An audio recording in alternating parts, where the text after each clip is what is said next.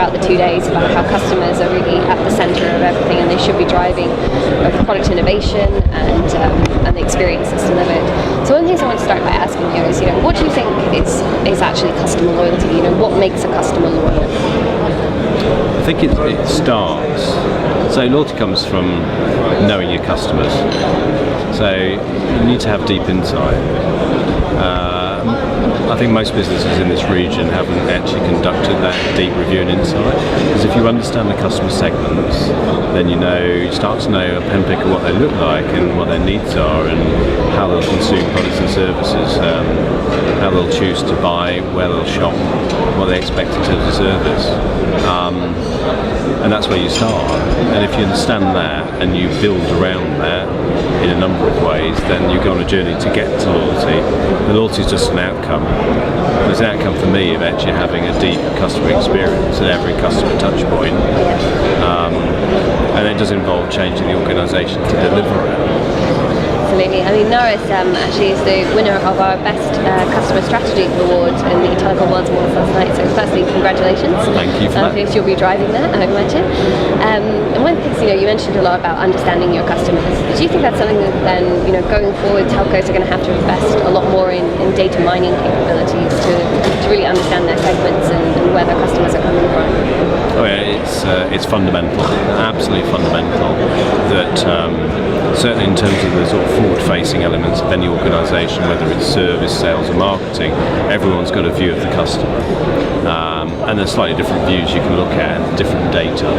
So, marketing needs to understand usage behaviours, price and yield. Service needs to understand propensity to call, service experience, quality of attachment, and sales needs to understand buying behaviours, take-up rates, different attitudes and different channels to the customer. So start thinking of it like that. It's almost like a three-sided whatever, with it all coming back to the same customer, but there's a different personality and different circumstances. It's pretty fundamental. If you don't understand the customer, then you won't build the right experience. Sure. I mean, one thing she mentioned as well is changing customer behaviour, which you've seen in Oman in the time you've been with Nawras. You mentioned particularly social networks becoming such an integral part of customers' lives. Do you think social is presenting an opportunity for telecom operators to better engage their customers? What do you think are the kind of deliberate actions that need to happen in order to actually maximise this channel? I think clearly it's taken off every market. In Oman, the social media space has just exploded since Q4 of last year. And clearly that comes with the deliberate sort of enablement of devices and access. But people have got a personality and people have got an opinion, and they in communities strongly in Oman, they share it. The most important steps you can take are to embrace that space and develop and invest in it. Yeah. In Nawras, we've invested heavily in that space just in the last quarter. And we've got our own Facebook page, and we've got more followers in Oman than any other business. We're really proud of that. Congratulations. Of course, that doesn't mean to say they're necessarily all positive, if we're honest, but it's the medium. You need to hear the good news and the bad news, and you need to work on both. And you need to be responsive with the team on it every day to deal with customer requirements. If you speak in the right tone and voice, then you get stronger followers. And what comes with that is an appetite and desire to have an extension of that relationship into commercial discussions. So you can start to use the social media channel not just as a feedback loop, but also a place to actually sell and transact. Yeah. And there are already well-established models on that. I mean, Dell is probably a market-leading global proponent of that. There's a Dell Facebook channel, and it works fantastically well, and that's done for 3 years. Yeah, so it's taking those kind of conversations and that, transparent relationship with customers, and then turning that into commerce. It is. I mean, you have to. I guess the point I'm trying to make is you have to build trust. If you've got the trust, then you'll have a different relationship, and it'll lead to different things, more commercial than just dialogue. Sure. And one of the statements that you made, which you said yourself, is a bold statement that you said you could buy loyalty, and by that you meant the kind of value of promotions and discounts to do that. Could you talk a little bit more about, how you kind of see discounts playing into, or promotions playing into a loyalty strategy? I think And the point I was making is that you can save customers with a stronger offer occasionally. It doesn't always work, and it depends on the circumstances. For an operator, how good your network is and how well you've served customers in the stores, on the contact centre, whatever. The best models when you start to think about loyalty are actually, I know my requests of my customers and I reward that loyalty. So there's various techniques you can use there, and we've got an elite reward and loyalty scheme which for all customers gives them points in terms of usage, but for the higher value customers there's a lifestyle program which gives them services they value. Simplistically, the top 10% of the Nawras customer base can actually book a taxi, concierge taxi, take them to the airport, pick them back up. It's all the service, and these are the things that kind of mean things to customers, and you can personalise that deeper by different segments and make it a stronger proposition. So it's tangible rewards, I guess, things that are meaningful. Respect me. I've been a customer for a while, and I'm valuable to you, and so you do that. It starts with obviously providing the same offers that you do to new customers, but it goes beyond that. It actually, it goes into a world where you get a surprise that you didn't expect. The things that you can do. On your 3rd anniversary at Nawras, we've given you, if you're in the top centre, we've given you a shiny new iPhone. It's those kind of things. It's just really rewarding those and recognising them as your kind of loyal customer base. Yeah, exactly. Yeah. One thing that we've had discussion around a lot around customers and loyalty is whether a program can secure loyalty alone. Loyalty, obviously, is much more than just points for programs and redeems and rewards. How do you think experience is kind of underpinning loyalty? What do you think are the kind of key things that telcos have to put in place in order to deliver that experience? A loyalty program is one element.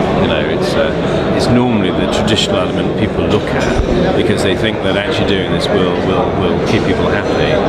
But my perspective is that we have a relationship with the customer, and it starts the moment when they join you, or indeed it starts at the point at which they're thinking about joining. So then there are many different touch points in that relationship, so many different possible interactions, and unless you present the right quality of experience at every one of those interactions. So if, for example, it was a very weak joining experience, then your first experience of joining somebody is very poor. So is that going to stay with you, and are you going to remember that when you come to extend or recharge or whatever you do? So it's very important to get it right from the start at every touch point, and that is the challenge, and that's the difficulty. I was going to say, you mentioned a lot about the focus on consistency of that experience across these different channels, and obviously it's no secret that there's more and more channels coming onto absolutely, the market every day. Absolutely. So that is fundamentally, I guess, the biggest challenge. It's a challenge, because customers have got an appetite to have face-to-face selling. They will embrace an online platform. But I would say that only those customers that trust you will probably use online, particularly if you're an existing customer, where you can go in and get a new offer and change the device ultimately. Lots of things that you can do. The customers only use that where they're happy. So it's very important to get all the traditional channels, the face-to-face, the telephony-based services primed at the right quality. Just as a final point of discussion, you mentioned a lot about employees being engaged, and employees, those that are on the front line and the customer-facing employees that you have. In getting, in terms of furthering employee loyalty, do you have any top tips for other telcos on how to get your employees bought into your brand, not just your customers? I do, yeah. It starts when you embark on something like this. It's a journey, and the employees need to start with you together. It's not something that you go, surprise, here you go, and sign up to this, it's going to happen. So any program starts with deep insight research, and that's what we've already conducted. We've conducted over 30 customer research groups within the last few months, which have told us deeply about our customers. and we've engaged our employees and invited them in to do that. And then beyond that, we've distilled that research and insight, and then what we've created is a strong demand list of things that we want to change. And at the same time, we've had strong cross-functional employee engagement, building and defining our customer promise. So the best model is actually to embrace people and have them involved from the start, because they're co-creating it, and then they believe it. And obviously having a strong group of empowered people who can then deliver the change program, being part of that is the next difficult but empowering step. It's that really. I would just say engage people from the start, ask their opinions. The knowledge about the customer doesn't rest with senior management, it rests with more junior people who speak to them every day, who are on the front line, and should have a more powerful voice in the process. You need them to basically feed back the information from what they're gathering. Well, it is a really strong point, because like when I talk about net promoter scores, it's one way to measure it, but there is a day-by-day interaction with the customer, and all levels of management need to be in tune and interacting with that.